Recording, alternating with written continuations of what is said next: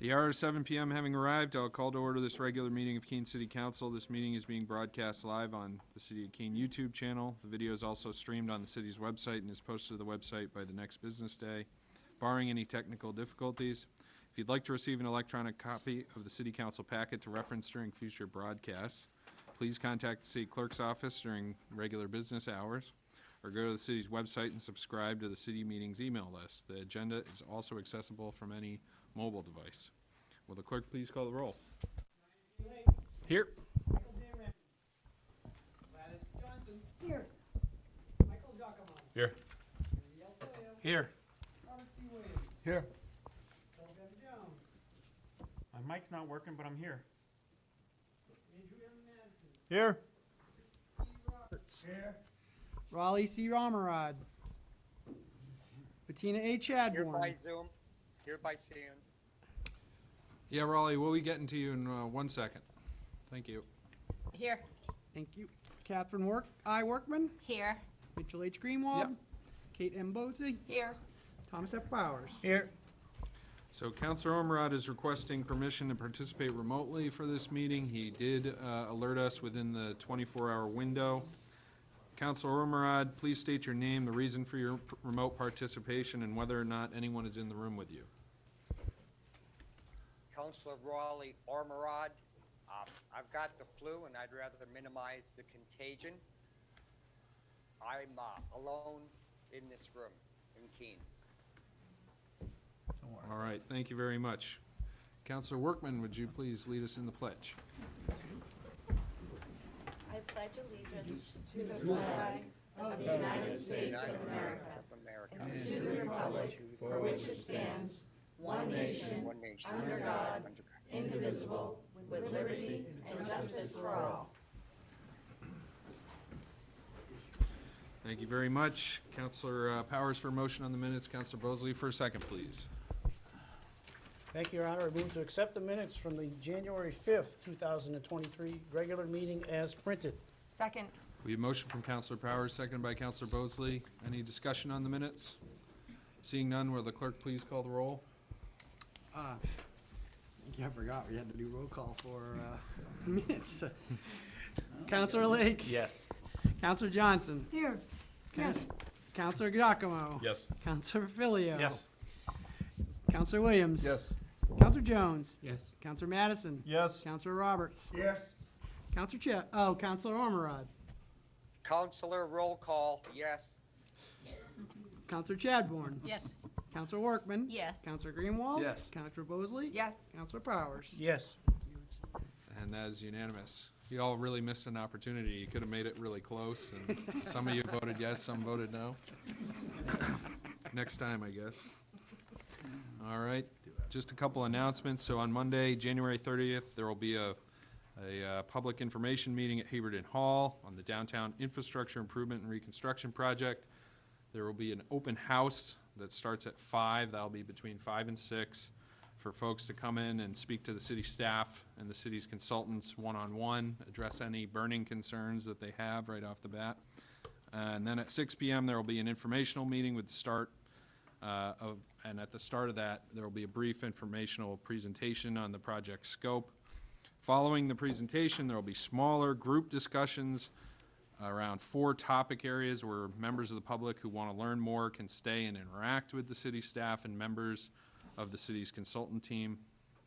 The 4 topic areas will represent each area of the project: infrastructure, Main Street, Central Square, and the Gilboa Ave Railroad Street area.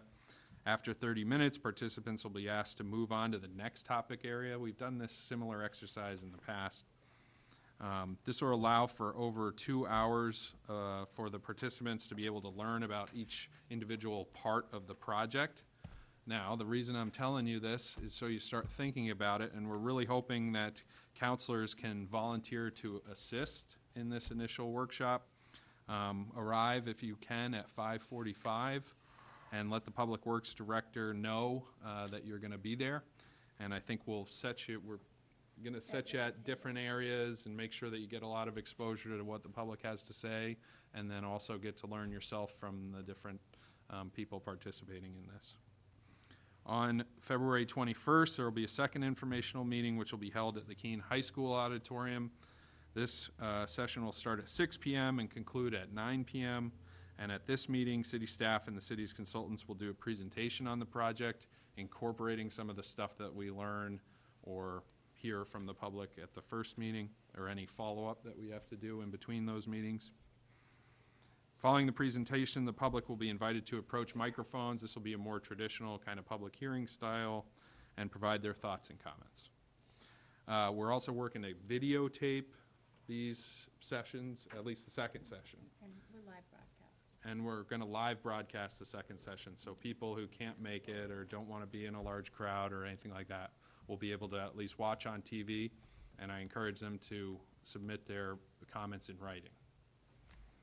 And I look forward to seeing everybody at these important meetings. If you have any questions concerning these events, please direct them to the city manager, who's quarterbacking this whole thing for us. Finally, on Tuesday, the 31st, we're having a special city council meeting where we'll continue with the evaluation process for our charter officers, so please keep that on your calendars. This meeting will start at 6 and will be held here in council chambers. And with that, I've got a cup. Mr. Mayor, Yes. there's another announcement. Sure. It's come to our attention that today is your 37th birthday. Thank you.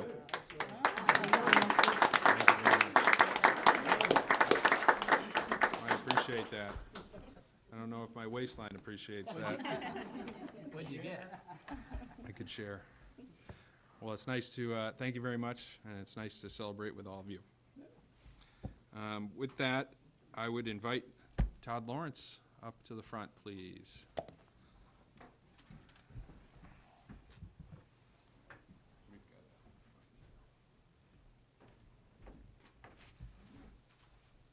How are you? Nice to see you. So whereas Todd B. Lawrence began his career with the Keene Police Department as a police officer on the 28th of December 1998. He was promoted to sergeant starting the 1st of April 2010 and was officially promoted to captain on April 30th, 2017, and served as acting police chief through the 1st of September, the 1st of September through the 19th of September 2022, about right? And his wide range of experience includes having served as a patrol officer, a property officer, a detective, a patrol sergeant, juvenile prosecutor, patrol lieutenant, commander of the Bureau of Special Services, field training officer, field training and evaluation program coordinator, domestic violence liaison, and honor guard member. And whereas as captain and an expert at time management and prioritization, Todd brought all his skills and training to focus on the many and varied administrative requirements of a modern police department, overseeing and making improvements to the bureaus of records, prosecution and special services, as well as to the training, accreditation, and recruiting, hiring, retention processes at the facility. And whereas Todd consistently and openly supported department policies, procedures, and initiatives, providing valuable input during the decision-making process, striving to keep information flowing through the different levels of the organization, and promoting a positive and productive working environment. And whereas exhibiting concern for the welfare of all who he deals, Todd has the ability to foster and maintain teamwork through his leadership style by treating all persons and groups with respect, sensitivity, and dignity, actively soliciting input from a variety of personnel in and outside the department to improve both his operational and professional effectiveness and in accomplishing the goals of the department. Balancing the needs of his position, the department, and the city with the needs of staff members, and serving as a mentor to several department members through his attitude, behavior, and personal and professional coaching. And whereas Todd has been critical in some of the first-time accomplishments for the department, such as establishing an officer recruitment video, developing hiring incentives, increasing overall numbers of applications, while interest in policing has declined nationwide, obtaining and administering grants, overseeing the reaccreditation process, and with his superior policy analysis, assisting to continually update procedures to keep members and citizens as safe as possible during the pandemic. And whereas a committed leader whose work ethic is an example for everyone, Todd effectively melds department goals with its mission and the citywide goals, and assists with the planning and resource allocation that allow implementation and follow-through of programs to meet those combined goals in support of department operations.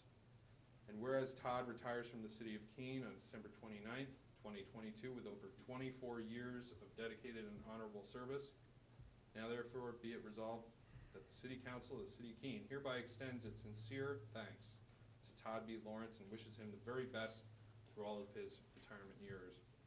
And be it further resolved that a copy of this resolution, properly engrossed, be presented to Todd in appreciation for his many years of service to the residents of Keene and the Monadnock region.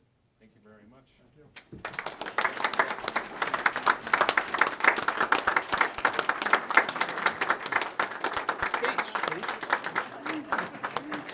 Thank you.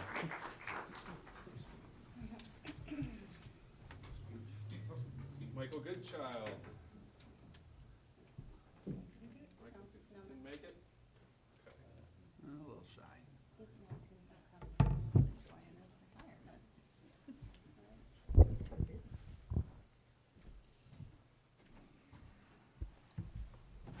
Well, thank you, Todd, for coming. That's nice to be able to do that again.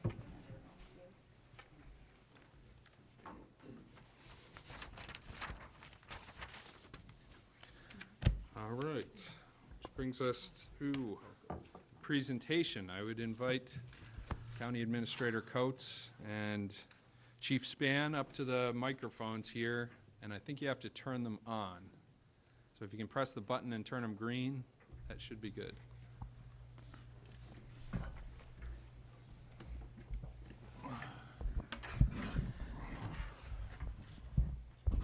Thank you, Mayor, and happy birthday.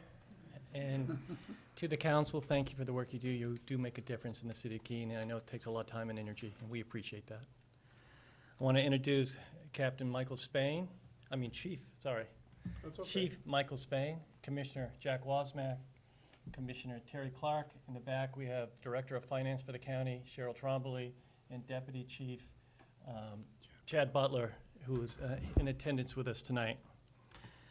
This presentation only takes about 30 to 45 minutes. They told me I had 10 minutes, so we really pushed it down. But I want to start off with just remind you that this journey of ours started back in 2020 when we were approached by the DeLuzio family to see if we could help them through the CARES money we received with IV pumps and ventilators, which we ended up giving them about $70,000 to have that happen for their ambulances. And in January 2021, we went back and asked them if there's other things that we could do to help them. And they, at that time, asked us to purchase their company. We had to take a little bit to swallow that because that wasn't our intention. It has never been our intention. But we also known, Commissioner Wasback was in my position prior, that for years we've known that the EMS services outside of the city of Keene has really struggled on some levels to be able to maintain, especially with just not being able to find the bodies, which every employer in the city is now struggling with throughout. So we looked at this and we said, when we actually talked to the city, we talked with Cheshire Medical Center, and they asked us to go down this road, and so we did. We also had the opportunity of the ARPA funds and the American Rescue Plan funds to really help us with this. Now, we received a major amount of money, $14.7 million. This project isn't solely the only thing that we funded. We gave $1 million back to the cities, $1 million back to the city and towns. We gave $1 million back to nonprofits and small businesses. And we did even little things like $10,000 working with Andy Bohannon from the Rec Service and Dan Smith out at the YMCA to really develop, we would put those money aside so people could use that to get certified and not have to pay to be certified lifeguards. So your pools could open and your lakes and your ponds could have guards at them where there were signs that you swim at your own risk. We thought it was important for families, and so there's a litany, and anytime you want me to share those lists of what we did pay, we're more than willing to send that out.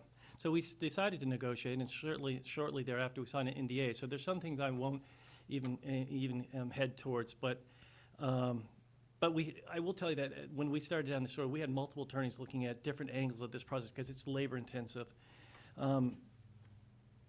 As it was reported in the Sentinel and on the radio, we were able to get a memorandum of understanding and a price.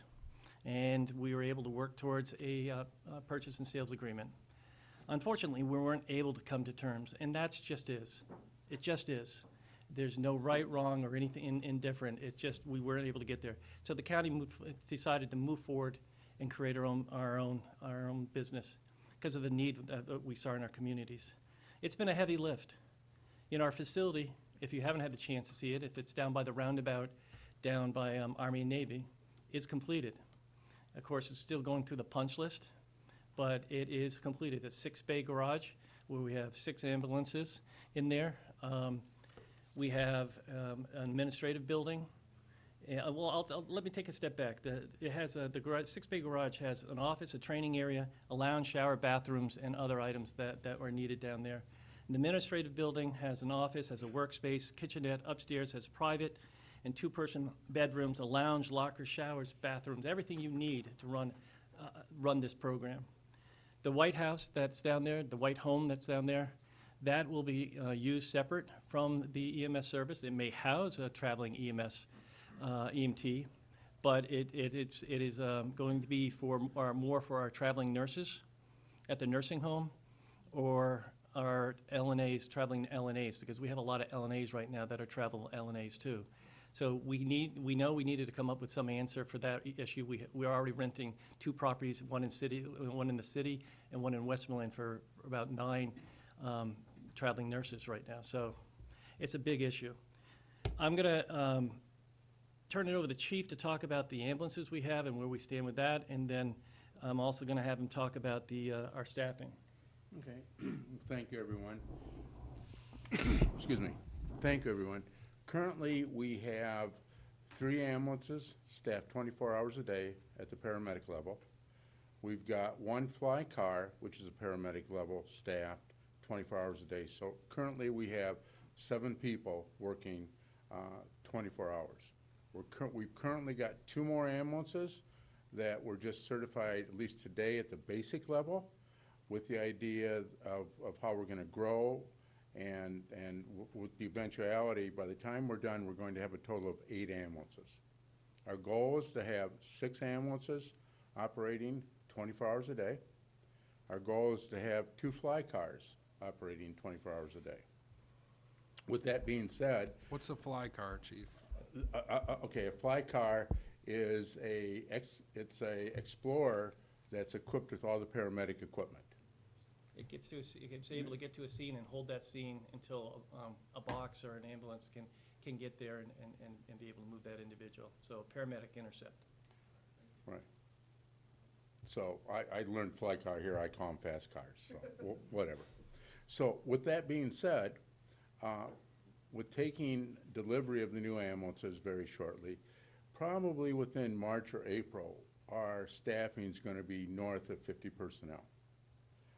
The goal is to be able to respond for the 911s. We'll respond with the fast car, fly car, whatever you want to call it, and then with an ambulance. In addition to that, we've really kind of set up an umbrella. We've got the intra-facility transfers, which will have 2 vehicles dedicated to that. We'll have 4 ambulances for the 911. Then we're going to have 2 in reserve. Now, the last one we're going to get it's been set up, it's a bariatric unit. It's able to, especially equipped, to handle portly people who, so we don't ruin our backs, that actually a ramp will go down, pull them up into the vehicle. It's much easier on the patient, as well as it's much easier on us. So that's really what our goal is. Now we've got the IFTs, we've got the 911, now we've got an education component. One thing that wasn't brought up is prior to my arrival, we secured a grant for $200,000. With that, we've hired we were in the process of hiring people. We're going to do 2 facets. One is going to be professional education. That will be, we are working with Dr. Swosey at this time. We're going to start doing this on a monthly basis, not only for our personnel, but also for anyone in Cheshire County. Our ultimate goal is to set up an education component, because my understanding is people have a lot of work, they've got jobs. We want to be known as an educational component, so we're going to be applying to the state. So whether you're an EMT basic, whether you're an AEMT or a paramedic, you can come to our facility or wherever we hold a class and get state certification credit. So for recertification at all 3 levels. So that's really how we're set up. This is countywide. I understand it's the first one in the New England area, but it's something that's been done in a lot of other places. So at this point, that's, since then, okay, we've gone 2 months and 3 days. We've had 278 or 279 calls. They've been mostly intra-facility transfers. With the intra-facility transfers, we've gone all the way to Rikers Island. We've gone to Boston. We go to Lebanon, Albany, anywhere from a basic type of call to an advanced level call. That's what we're equipped for. Thank you. Yeah. If I can ask a quick question, just because I know people are probably watching in Keene and they say, well, we already have an ambulance service. So how is this set up financially with the county? So like the city of Keene taxpayers don't have to pay for 2 ambulances? And Jack, you can step in too, but this is an enterprise fund, so it's a user fee. It's a lot like our regional prosecutor. If you're participating, you're paying a certain wage, but also the budget's also developed off interfacility transfers. So if Cheshire Medical Center, which we have a contract with as the primary provider for interfacility transfers with, if they want us to move a patient to Hanover, or Lebanon, I should say, to have some type of surgery, we bring them up. We maybe bring somebody back, or we wait for the surgery and bring them back.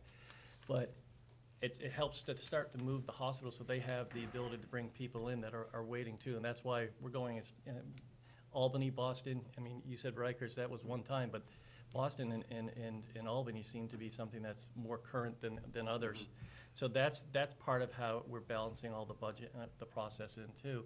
Plus, we've been able to get the $200,000 educational grant that we were able to receive that helps pay for some of our staffing on the educational purpose side. And it's really important to us because one of the things we heard from the chiefs outside of the city is that their people have to travel. And we would like to have the state start to see that this corner of the state should have some type of educational center so our EMTs and paramedics don't have to travel 1 to 2 hours to get some class that they have to get so they can keep their license or whatever it may be. So, that's something from day one that was something we were told. But more importantly, it also allows us to go into communities and do community events like CPR trainings. When we lost the Red Cross here, we lost some ability to do some of those type of things. So those are things that we're looking at with towns too. So, and I have to remind everybody, we're here just as a courtesy. We understand that you have a great program here, okay? That service that is taxed to the limit on a regular basis with the calls that they're having. And so what we just want to, as a courtesy, just update you where we're at currently and how we're moving forward. And a lot of that has to do with the 22 towns. We appreciate that. Jack, did I miss anything? Subject to any questions. Yeah. Any So questions? I just want to add in that we are, there's a few things. There's run cards. Run cards are, you have on there that when the dispatch looks at it and they say, City of Keene's first, but you have a memorandum of understanding with Deluzio if you're short ambulances. I mean, the other day you had the accident up there and you had a lot of ambulances going a lot of different places. Plus you have the other towns that you have to do too. So there's a balancing act. So what we're saying with towns is we don't want to displace anybody.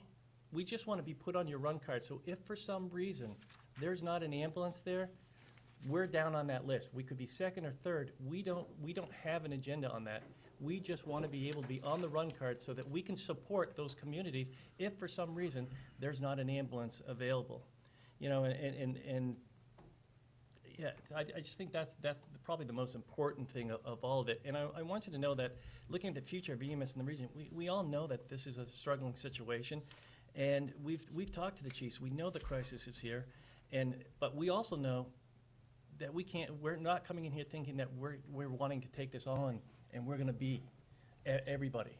We're not. We're only as strong as Rescue Inc., you know, coming over and helping Hinsdale and part of Chesterfield. We're only strong as Jaffrey Ringe and their units. We're only strong as Keene and Walpole and other units out there, Deluzio, whoever it may be. We're only as strong as all of us working together. But there is a crisis here, and that's why we step forward. And last, I will always offer one, anybody that would like to tour of our facility, please contact us and walk through and see what we're doing down there. And two is that if you have questions, if you have any concerns or thing, and we've said this to the chief, and we've said this to Dan and others, we will answer any questions you may have about anything that's around our operational process. And we're more than willing to do that. We want to be as transparent as we possibly can about this process moving forward. So I want to thank you, and we'll take any questions that you may have from you. Thank you. Are there any questions from the council at this point? Well, thanks for keeping us in the loop and for being, I know that you've been working closely with Elizabeth and, Yep. you know, hopefully that collaboration continues. I think that's really important. I don't see why it wouldn't. Yeah. We're working on many things together right now. Well, thank you very much, Chief, County Administrator, and County Commissioners. Appreciate you coming.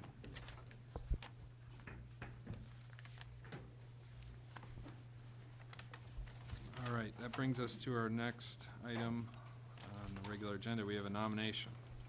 We have nomination for the Bicycle Pedestrian Path Advisory Committee. We have Andrew Madison for a term to expire December 31st, 2025. And we have for the Historic District Committee, Gregory Kleiner, whose term to expire December 31st, 2025. And Anthony Ferrantello, whose term is to expire December 31st, 2025.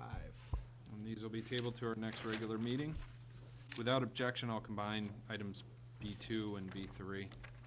So we have 2 and 3, some confirmations. We have confirmations for the Bicycle Pedestrian Path Advisory Committee. We have Roland Russell's term to expire December 31st, 2025. Michael Davern, renomination also to expire December 31st, 2025. And Chris Bream, whose term is also December 31st, 2025. And then we have Jan Manwaring, whose term is to expire December 31st, 2024. We have the Heritage Commission. We have Marilyn Houston, term to expire 2025, and Louise Zerba, whose term is to expire December 31st, 2025. We have the Building Board of Appeals, Housing Standards Board of Appeals, and we have Malcolm Katz, whose term to expire December 31st, 2025, and Stephen Walsh, whose term is to expire December 31st, 2025. We have the Conservation Commission. We have Stephen Bill, whose term to expire December 31st, 2025. On B3, we have confirmations for the trustees of the trust funds and cemetery trustees. We have Michelle Howard, whose terms to expire December 31st, 2025. And we also have on the Building Board of Appeals, Housing Standard Board of Appeals, Corinne Parks, whose terms to expire December 31st, 2025. Please, Counselor Bosley for a second. Thank you, Your Honor. I move to confirm the nominations. Second? The motion from Counselor Powers, seconded by Counselor Bosley. Any discussion? Seeing none, will the clerk please call the roll? Counselor Lake? Yes. Counselor Johnson? Yes. Counselor Giacomo? Yes. Counselor Filio? Yes. Counselor Williams? Yes. Counselor Jones? Yes. Counselor Madison? Yes. Counselor Roberts? Yes. Counselor Ormerod? Yes. Counselor Chadbourne? Yes. Counselor Workman? Yes. Counselor Greenwald? Counselor Bosley? Yes. Counselor Powers? Yes. And that is unanimous, which brings us to communications, number 1. We have communications from Counselor Williams concerning littering in East Keene.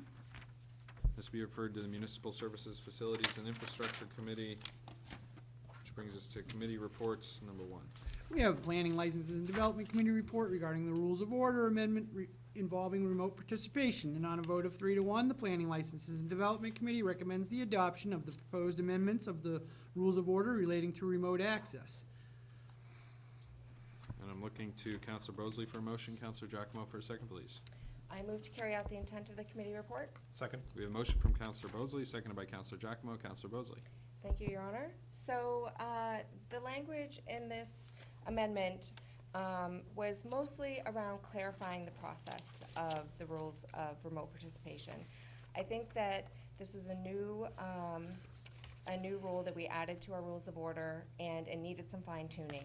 So some of the clarifying points, we wanted to make sure that everyone was aware that there is a 24-hour request period prior to the meeting. The city clerk is the person that you request access through, and she needs a minimum of 24 hours notice.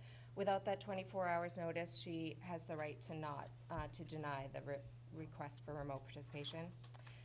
Also, once you have requested remote participation, whatever meeting you're requesting for, the chair will recognize you and ask for objections. In the absence of any, will allow you to participate. If there happens to be an objection to that participation, the committee did decide that we would like to see a 2/3 majority rule against the participation, just to weed out any sort of political motivation for not allowing someone to vote. It would be pretty hard to get to that threshold. So we feel like we clarified things.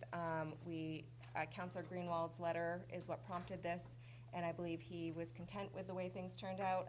We were happy with it, and we hope that you guys will support it. Thank you. Any discussion? Counselor Jones?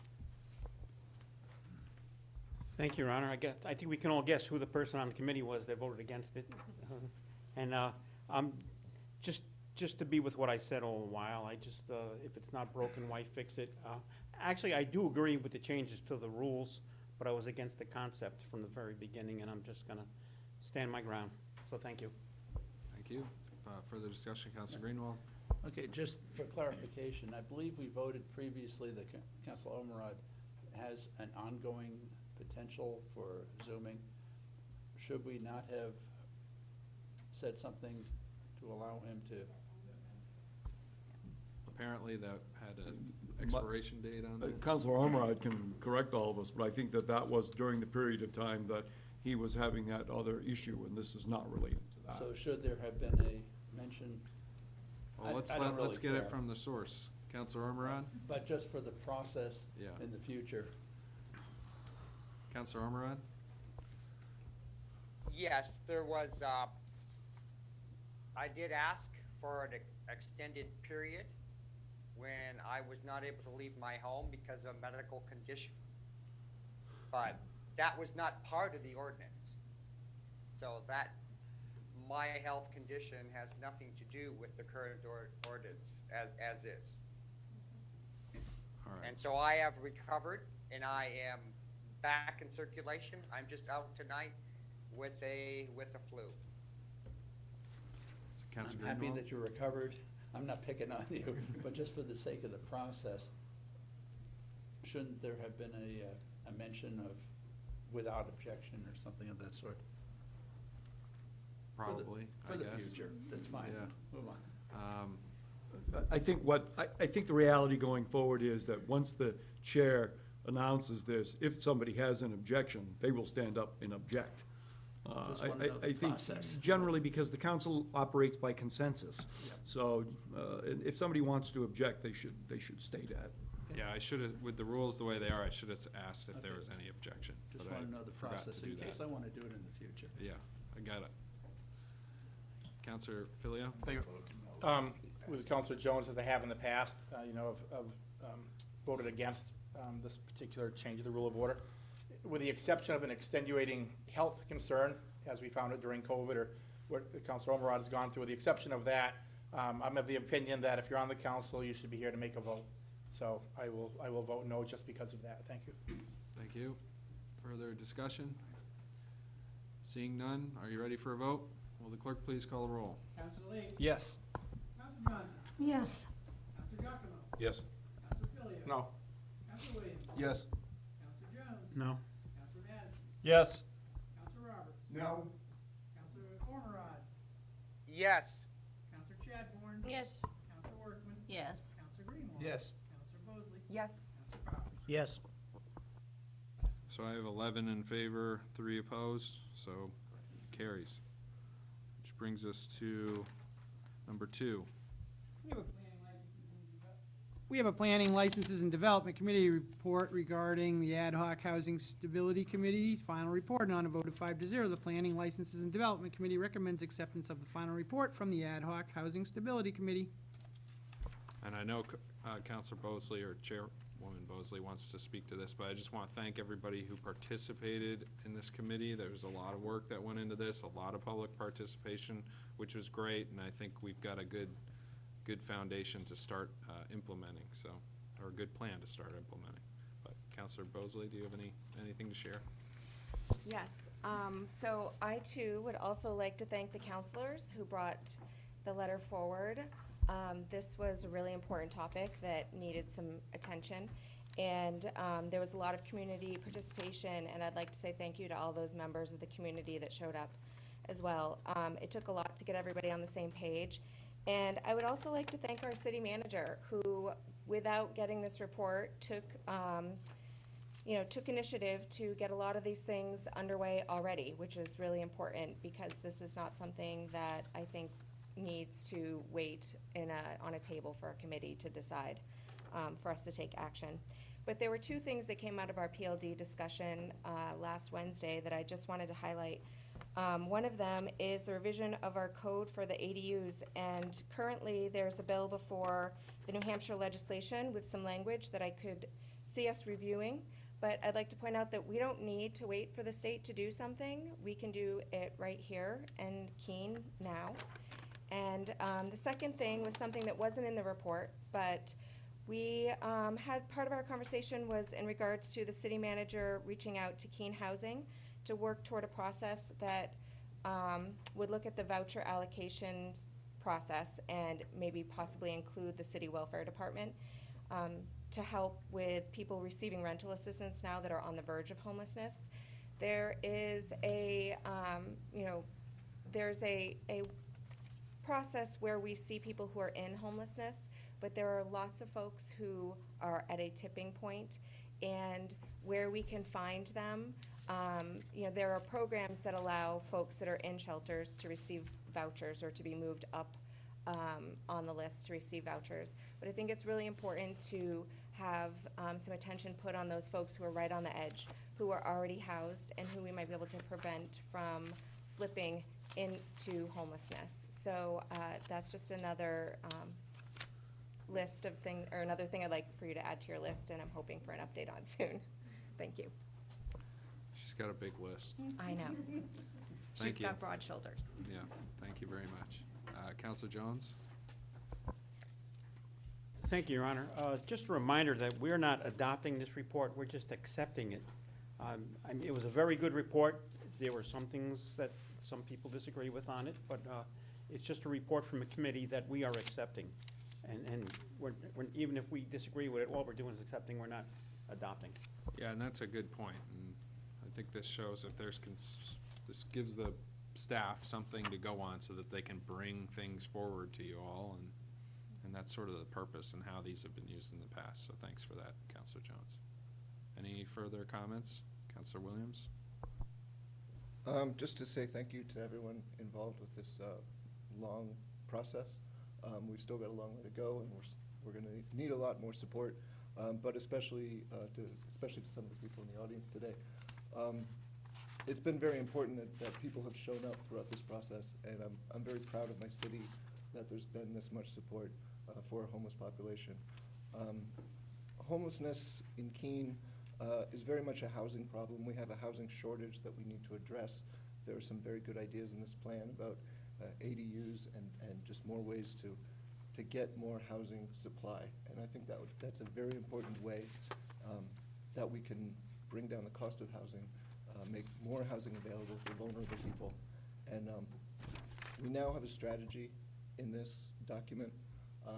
It's gonna take a lot more work to go through it and enact each of the individual pieces, but I think we can do it. Thank you. Further comments? Counselor Jones? Yeah, I just forgot to mention that this started with the request of 3 counselors, and when it came through, I don't even remember who the 3 counselors were, but I said, wow, this is a Herculean task, and I want to thank them for starting the ball rolling and introducing this, and I think we've come a long way. I want to say Counselors Workman, Williams, and Lake, right? Yep. Good. Thank you. Thank you. Further comments? Seeing none, we will accept that as informational. Thanks again. Which brings us to number 3. We have a Finance Organization and Personnel Committee report regarding the Spectrum service issues updated on a roll of 5-0. The Finance Organization and Personnel Committee recommends accepting the Personnel Committee as informational. And this will be accepted as informational. Number 4. We have a Finance Organization and Personnel Committee report regarding the mission statement, coalition priorities, and funding sources for the Monadnock Diversity, Equity, Inclusion, and Belonging Coalition, and on a vote of 5-0, the Finance Organization and Personnel Committee recommends the release of $10,000, including in the budget, for the Monadnock Diversity, Equity, and Inclusion, and Belonging Coalition. And we'll have a motion from Counselor Powers, second by Counselor Chadbourne, please. Thank you, Your Honor. I move to carry out the intent of the committee report. Second. We have a motion from Counselor Powers, seconded by Counselor Chadbourne. Counselor Powers? So last week, Finance, we were joined by several folks from the, I'm not going to read it all out, but it's a very important committee that's done a lot of work since the city of Keene got involved with this particular project. But Dr. Peter Morton explained the work they've done to try to bring a program together. They're working through the YMCA, a great anchor there for them. They've made great strides in getting folks involved in different parts of the program. They're looking to get some staff involved, and they've had a number of donations. So they're at the point now where they can go out, because they're established, and really do some serious fundraising to work towards this project. But that may cost a little bit of money. So it's appropriate that we release the $10,000 that was approved in the current year budget of the city, so they can move forward. So the FOP committee voted unanimously to authorize the manager to release those funds. We hope the city council will do the same. Thank you. Thank you. Counselor Workman? Thank you, Your Honor. I just want to let the council know ahead of time before this vote, I may have to recuse myself from the vote because I am currently the chair of the MDEIB coalition. So I just wanted to make that known ahead of the vote for your decision. Thank you. I think we'd have to vote on your recusal if I'm remembering correctly. Yes. So do you feel like there's a conflict? Because you're not making money, just to be clear, you're not making any money from this. Correct, But I am not it's a making any volunteer money. position you have. It's just a position I have, Okay. and I wanted to be transparent with you guys. I don't feel that there is a conflict, Okay. but I wanted it to be known. She's a chair. So I think it's up to, if the council, why don't we take a vote on it? So if I can get a motion. Okay, I would move that there is no, that there is no compensation directly implied, that there is no conflict, and she should be allowed to vote and participate. Second, please, somebody. Second?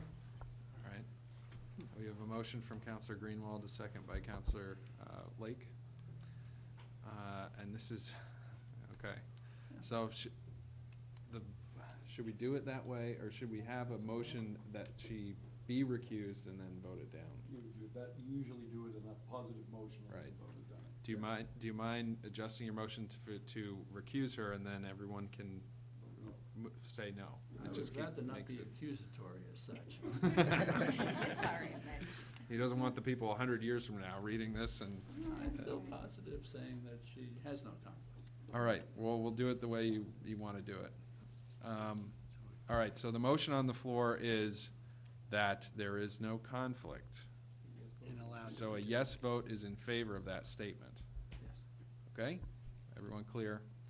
Will the clerk please call the roll? Counselor Lake, Yes. Counselor Johnson. Yes. Counselor Giacomo. Yes. Counselor Filio. Yes. Counselor Williams. Yes. Counselor Jones. Yes. Counselor Madison. Yes. Counselor Roberts. Yes. Counselor Ormerod. Yes. Counselor Chadbourne. Yes. Counselor Greenwald. or- Yes. Okay. Counselor Bosley. Yes. Counselor Powers. Yes. And that's unanimous. All right. So that brings us to the main motion. Any discussion on this item? Seeing none, are you ready for a vote? All those in, or clerk, please call the roll. Counselor Lake. Yes. Counselor Johnson. Yes. Counselor Giacomo. Yes. Counselor Filio. Yes. Counselor Williams. Yes. Counselor Jones. Yes. Counselor Madison. Yes. Counselor Roberts. Yes. Counselor Ormerod. Yes. Counselor Chadbourne. Yes. Counselor Workman. Yes. Counselor Greenwald. Yep. Counselor Bosley. Yes. Counselor Powers. Yes. Unanimous. All right, and that is unanimous. Brings us to number 5. We have a Finance, Organization, and Personnel Committee report regarding Bulletproof Vest Partnership Grant Program for 2022. And on a vote of 5-0, the Finance, Organization, and Personnel Committee recommends that the city manager be authorized to do all things necessary to accept and expend $6,750 from the Bulletproof Vest Partnership Grant Program funds of the U.S. Department of Justice, Bureau of Justice Programs. Counselor Powers for a motion, Counselor Chadbourne for a second, please. Thank you, Your Honor. I move to carry out the intent of the committee report. Yes. Who's second? Second. We have a motion from Counselor Powers, seconded by Counselor Chadbourne. Counselor Powers. Thank you. This is kind of an annual event coming from the police department. United States Department of Justice annually provides a number of grants to various communities. This one's probably one of the most important because it's, although they call it bulletproof vest, it's a protective vest. And what this does is augment our budget so that the city funds are really expanded to be able to replace, it's a 5-year life cycle on a vest. So in terms of somebody's career here, it's going to turn over 4 or 5 times. And part of it is dependent upon how much use it gets. So every new officer comes in and gets a vest that's serviceable, and then they're replaced based on the purchase date. In the budget, there's $3,950. This grant is for a total of $6,750, and those combined are able to meet the budget expectations to do this. It was unanimously approved by the FOP. Ask the council to do the same. Any discussion? Seeing none, are you ready for a vote? Will the clerk please call the roll? Counselor Lake. Yes. Counselor Johnson. Yes. Counselor Giacomo. Yes. Counselor Filio. Yes. Counselor Williams. Yes. Counselor Jones. Yes. Counselor Madison. Yes. Counselor Roberts. Yes. Counselor Ormerod. Yes. Counselor Chadbourne. Yes. Counselor Workman. Yes. Counselor Greenwald. Yes. Counselor Bosley. Yes. Counselor Powers. Yes. That's unanimous. Number 6. We have a Finance, Organization, and Personnel Committee report regarding grant acceptance for the CLG Grant Award for 2022, Recovering Black History. And on a vote of 5-0, the Finance, Organization, and Personnel Committee recommends that the city manager be authorized to do all things necessary to apply for, accept, and expend the grant from the New Hampshire Division of Historical Resources Certified Local Government Grant in the amount of $16,000 for the Heritage Commission to work with the Historical Society of Cheshire County as part of an existing Recovering Black History project underway in the partnership with the Monadnock Center for History and Culture and the Black Heritage Trail of New Hampshire. Counselor Powers for a motion, Counselor Chadbourne for a second, please. Thank you, Your Honor. Move to carry out the intent of the committee report. Second. We have a motion from Counselor Powers, seconded by Counselor Chadbourne. Counselor Powers. We were joined by Jesse Rounds, Community Development Director for the city. This grant comes from the state of Vermont, or the state of New Hampshire. It's the CLG, all these acronyms, Certified Local Government, and it's coming through them for $16,000. This project is really going to look back in the archives and around the city and really build the black history of the city and the folks in the city.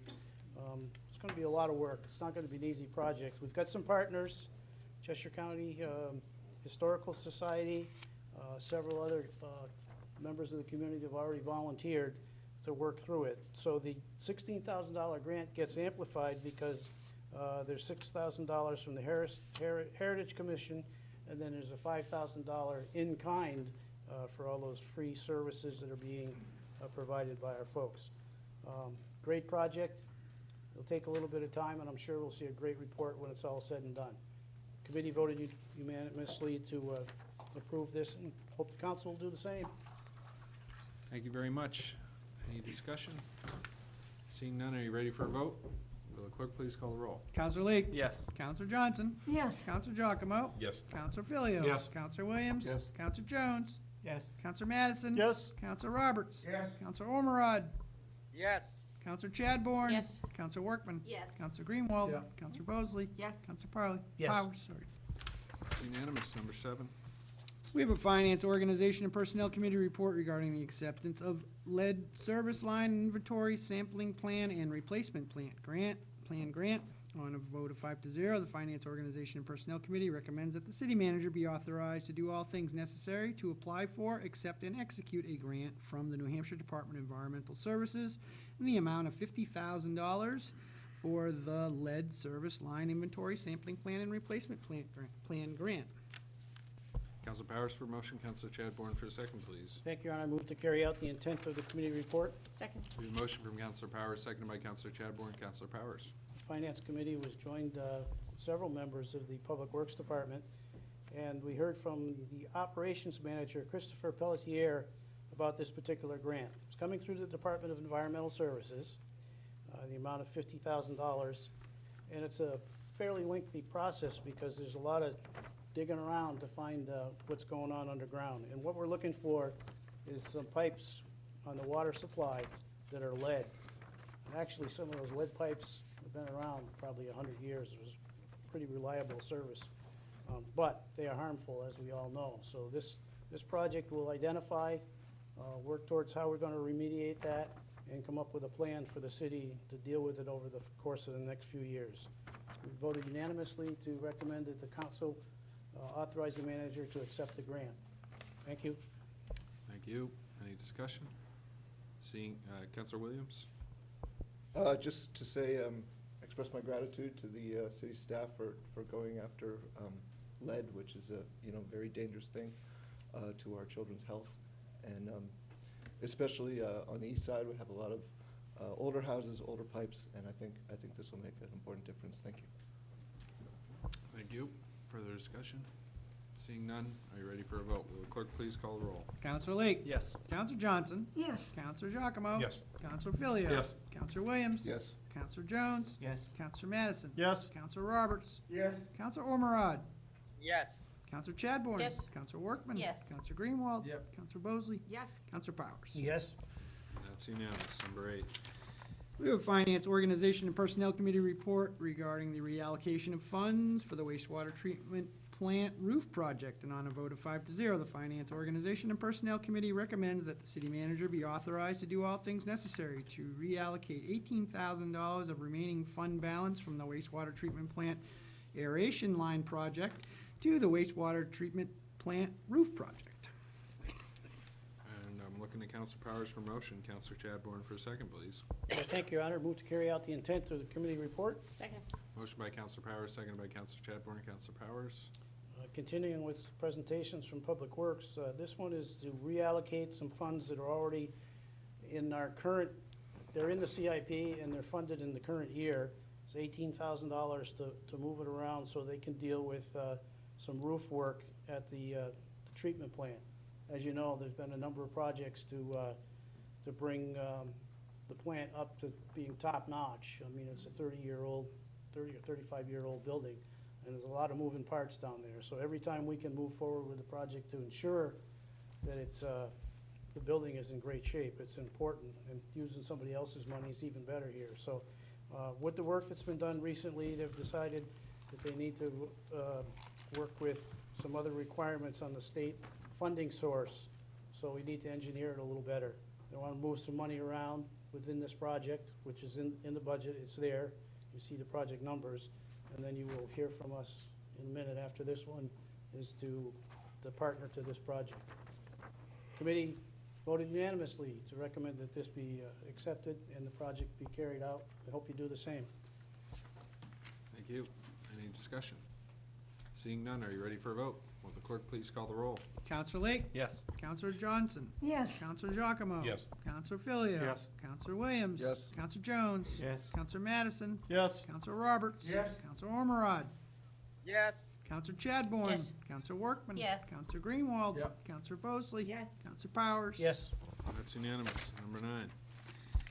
We have a Finance, Organization, and Personnel Committee report regarding a change order number 1 for the engineering services for the wastewater treatment plant roof project. On a vote of 5-0, the Finance, Organization, and Personnel Committee recommends the city manager be authorized to do all things necessary to negotiate and execute change order number 1 with Brown and Caldwell Engineers to perform additional engineering services for an amount not to exceed $4,880 for contract 04-22-05.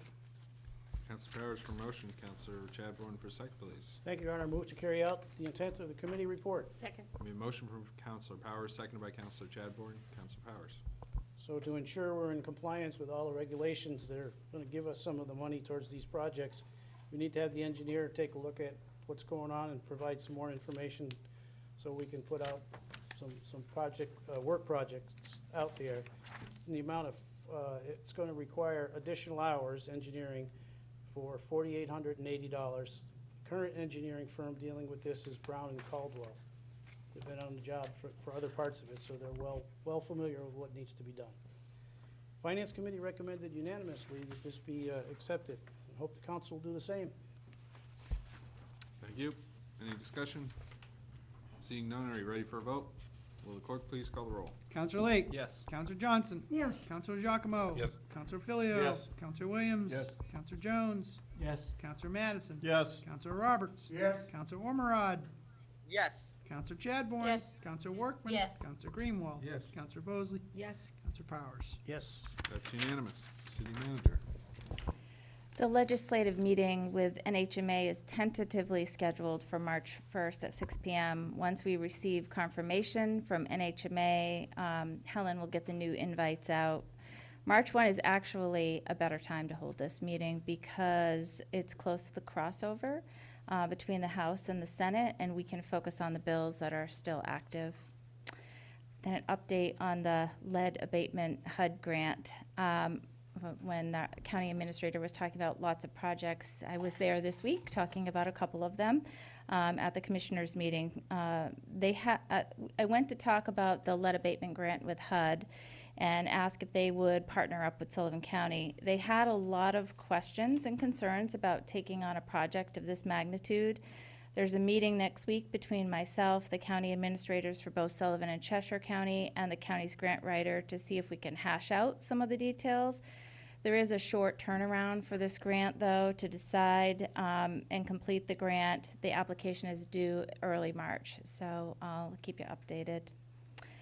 In addition, while I was at the commissioners' meeting, I took the opportunity to discuss the meetings that I've been having with the jail and talk to them about the concern related to dropping homeless individuals being released from jail, regardless of the jurisdiction that brought them in, on Gilboa Ave here in Keene. The county was very receptive to coming up with a plan to better address this situation and serve these individuals. We have another meeting scheduled for the spring to review data, and I'm hopeful that we will find a better solution than the one that they have right now, and I'll keep you posted. This week, we began our review of the project numbers for the CIP for the fiscal '24 budget. It's never ending. The budget process just keeps on going. And today, we had a meeting about launching Community Power with our consultants. We're hoping for a launch in May, depending upon pricing. We will include the town of Swansea, Wilton, and Marlborough in our bid process if they would like to join us. They are using the same Community Power consultants, and it would be relatively easy for them to join our bidding process, and so the consultants will be talking to them about that. The mild winter has dramatically dropped the price of natural gas as compared to a few months ago, and this has created a more favorable bidding climate.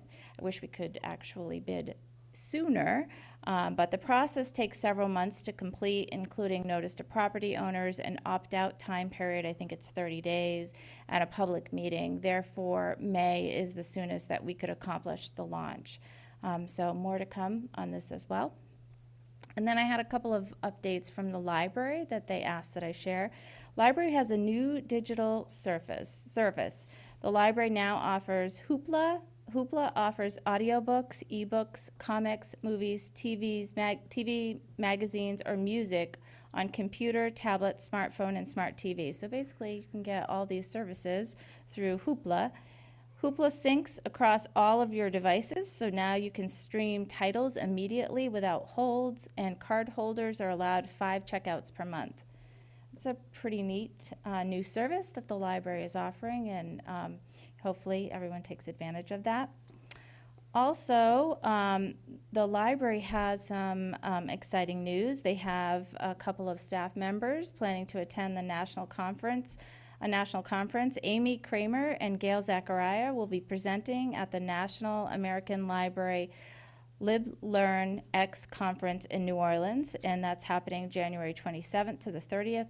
Their presentation is Starting Young, How to Launch Family-Making Experiences at the Library. And they will share the Keene Library experiences that they learned during the Little Makers Grant.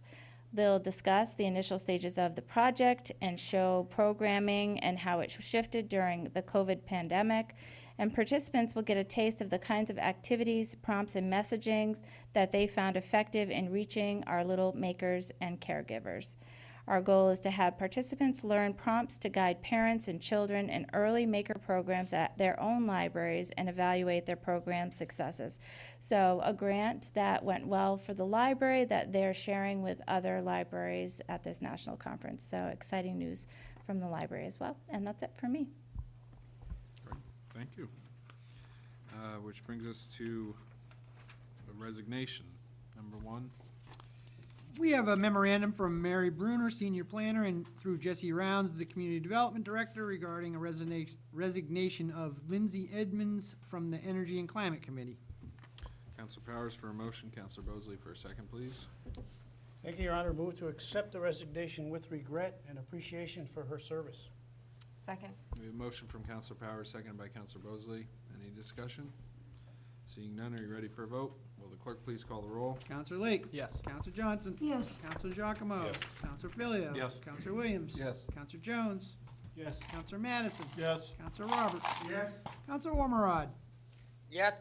Counselor Chadbourne. Yes. Counselor Workman. Yes. Counselor Greenwald. Yes. Counselor Bosley. Yes. Counselor Powers. Yes. And that's unanimous, which brings us board and commission reports. Number 1.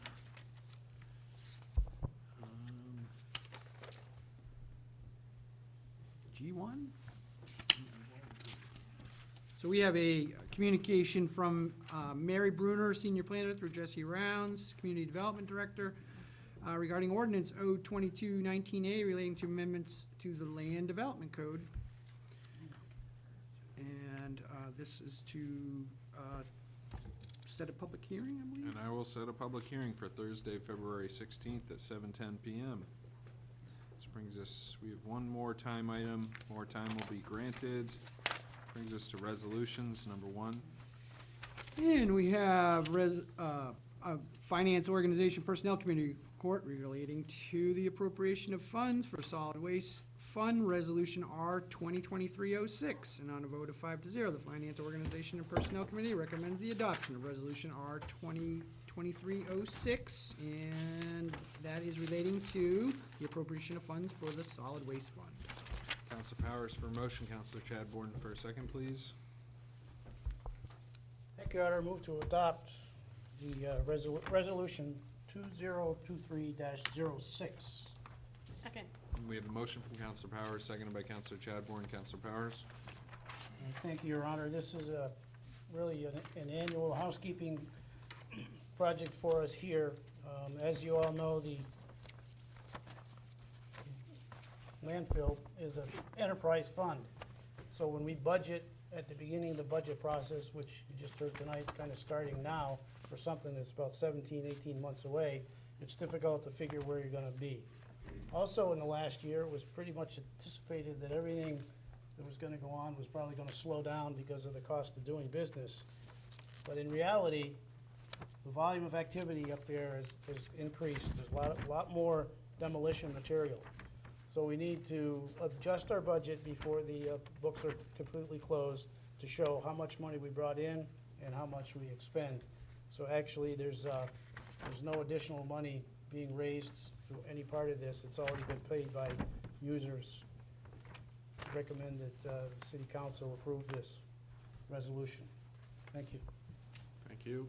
Any further discussion? This does require a 2/3 majority, and will the clerk please call the roll? Counselor Lake. Yes. Counselor Johnson. Yes. Counselor Giacomo. Yes. Counselor Filia. Yes. Counselor Williams. Yes. Counselor Jones. Yes. Counselor Madison. Yes. Counselor Roberts. Yes. Counselor Ormerod. Yes. Counselor Chadbourne. Yes. Counselor Workman. Yes. Counselor Greenwald. Yep. Counselor Bosley. Yes. Counselor Powers. Yes. And that is unanimous. That brings to an end our regular agenda. We do have an adjournment for legal advice, and so we're gonna have it in this room, but I will adjourn for 3 minutes to clear the room. Thank you all for your time and attention. We stand adjourned. Okay, Mitch.